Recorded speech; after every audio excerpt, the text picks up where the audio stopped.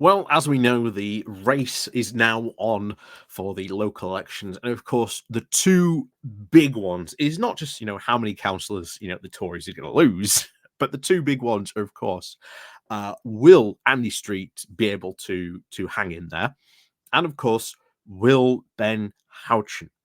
Now, remember, I talked about this just yesterday with Josh. Like, Ben Houchen was like the last sort of major victory they had before, well, pretty much every single scandal you could ever think of started kicking off. And just yesterday, there was a hustings between Ben Houchen, the Labour candidate, and of course the Lib Dem candidate. And oh boy, did they go at each other over the Teesworks deal. Both the Labour candidate and the Lib Dem candidate, I can't remember the names off the top of my head now, unfortunately, but they were going at Houchen hammer and tongs over this deal, questioning him about all the stuff that had gone on, all the dodgy nature of the stuff that had been happening in and around this. The Northeast bylines, by the way, had although it was done a while ago, but it's still worth looking up. 12 other reasons besides all this stuff about why this Freeport and the Teesworks is going to be completely dead on arrival.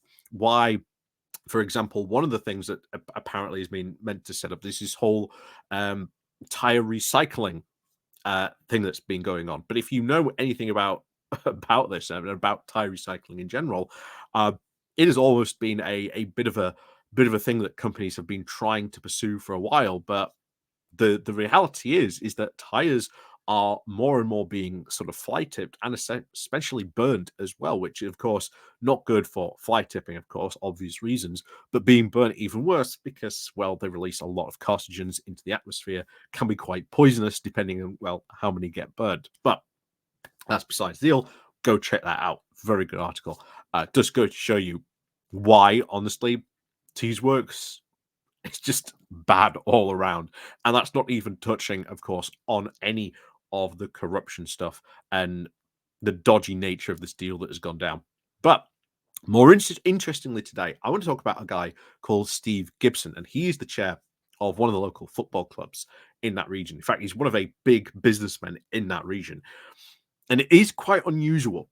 It is very, very unusual for someone like him to speak out, because normally British businesses like to sort of keep their heads just below the parapet. They will,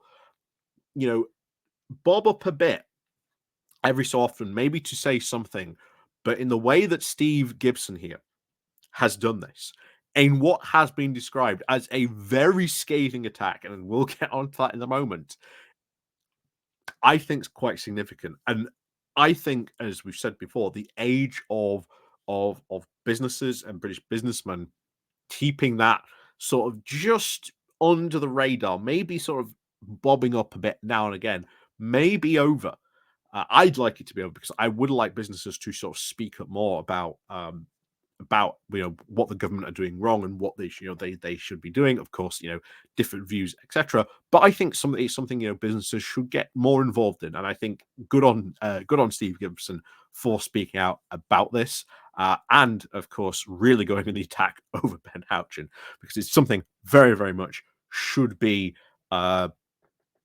talked about. And as I've said before, I really, really do hope Houchen does lose his seat over this, because he does deserve it, because then we can kickstart a proper investigation, just what's going on in regards to this deal. So let's go over to the Northern Echo, their coverage of this, and they're covering it. But before we do that, please remember to click the like, share, and subscribe button. Of course, down below, Patreon page, Buy Me Coffee link, YouTube subscription, Bob Lee called the Pony Club. But as always, thank you very much to everyone who does help support the channel, even if you just click the like and share button.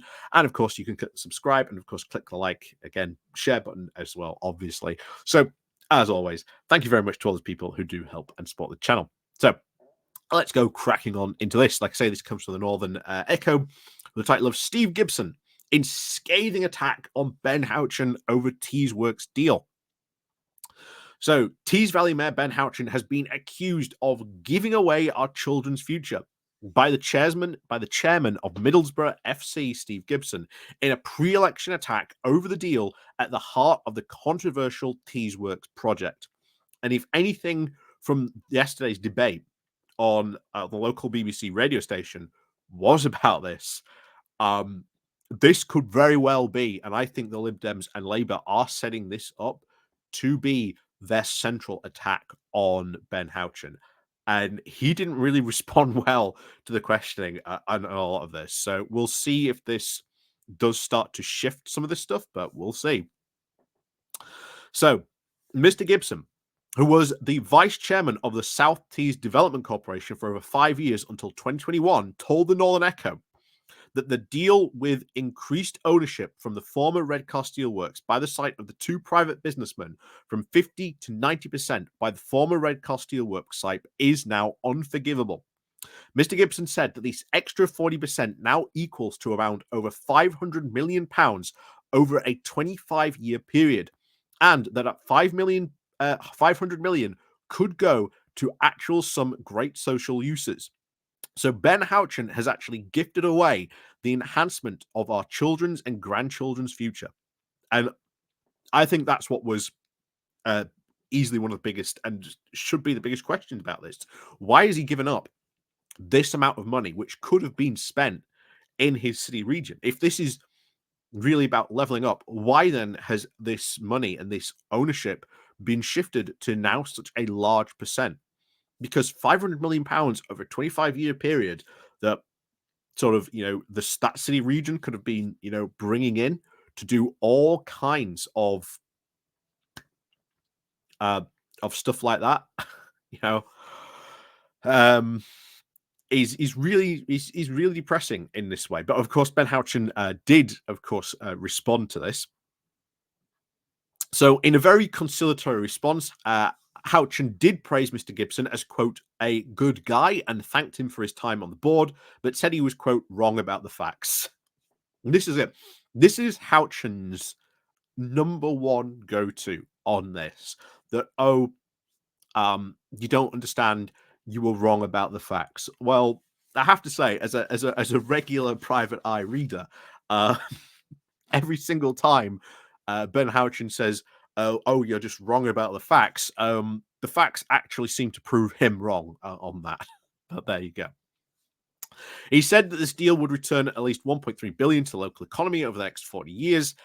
He finished defiantly saying, it is a deal that I would do every day of the week. Back in January, the deal was criticized by an independent government inquiry.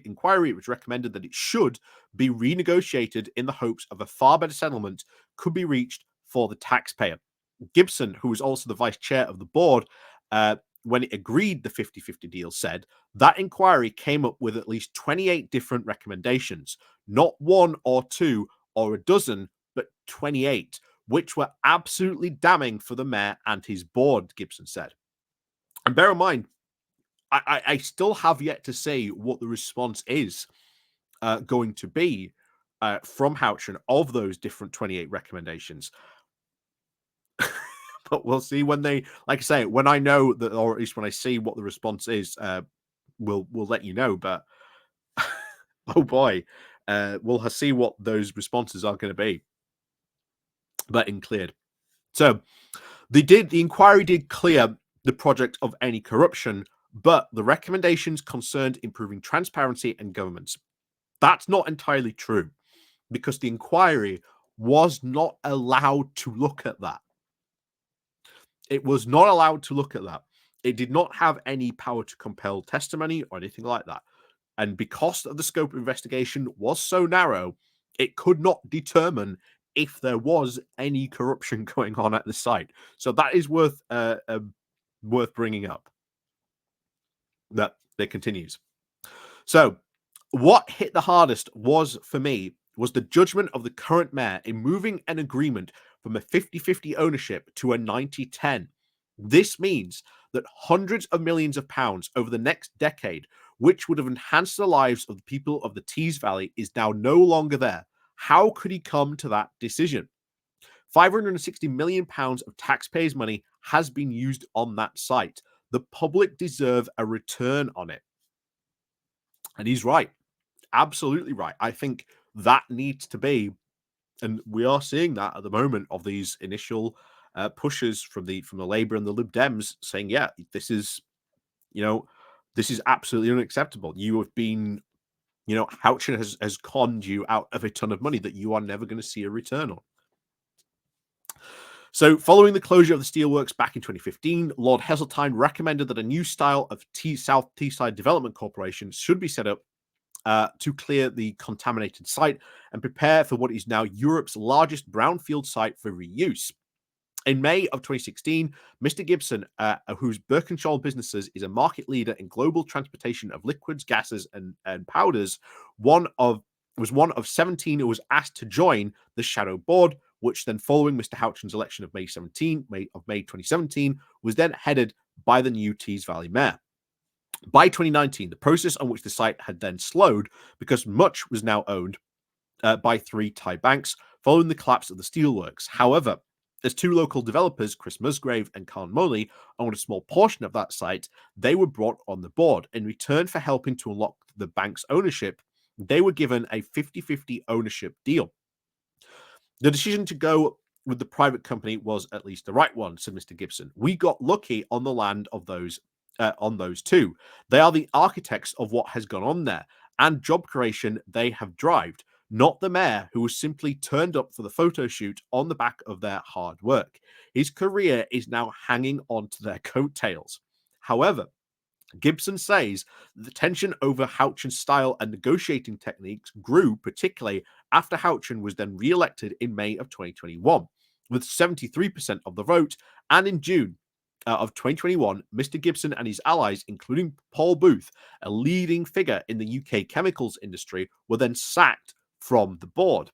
In August of 2021, the New Look board then agreed to the 90-10 deal. In response, Houchen says that this was because the private businessman took on at least 303 million of the liabilities, which, quote, reduces the amount of the taxpayer cash being used in the 240 million, not 506 million. But remember, there is still none of that, any evidence to back that up. We're just going on hearsay of Houchen and those 2 developers that, they've taken on responsibility to do that. There's no evidence that they have done that this has reduced the amount of taxpayer cash being used.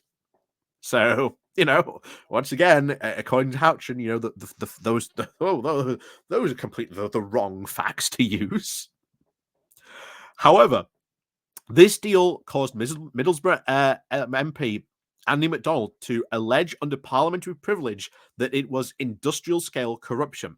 This now triggered a government inquiry which cleared the deal, but came up with over 28 different recommendations. Bearing in mind, as we said, this was incredibly narrowed. They weren't allowed to look at that at all if there was corruption.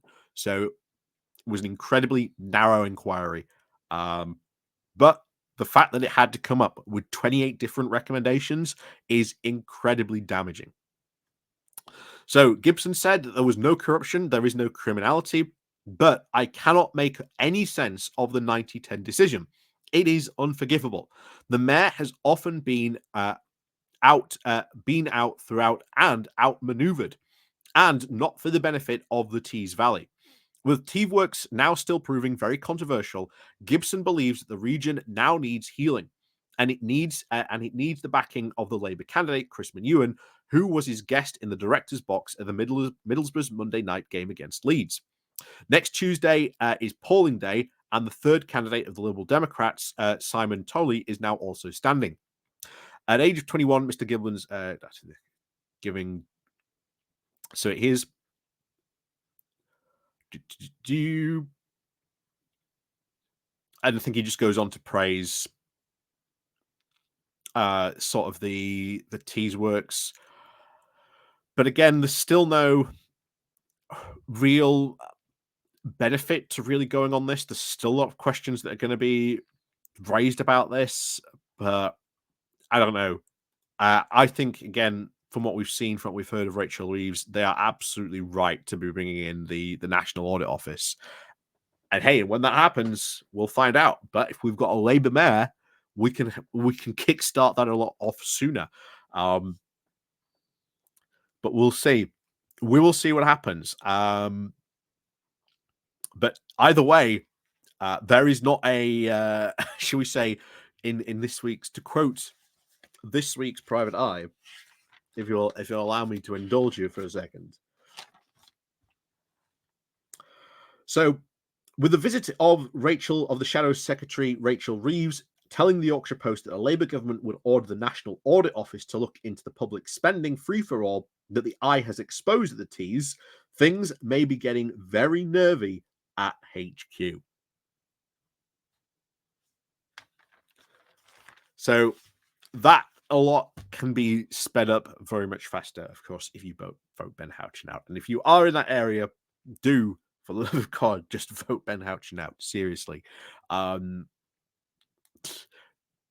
Because trust me, I think there's a lot more dodgy stuff, and there is more than enough stuff that was uncovered by that inquiry to say, hey, no, this needs a real proper looking at. As an inquiry, we haven't been allowed to look at some of this stuff, but it does need looking at and looking into. And the fact the inquiry came away with over 28 different recommendations, I think shows you there is a lot of more stuff really going on that is still, I think, to be uncovered in and around there. So, hey, we'll see what happens. But as always, thank you very much for watching. And of course, as always, we'll see you all next time.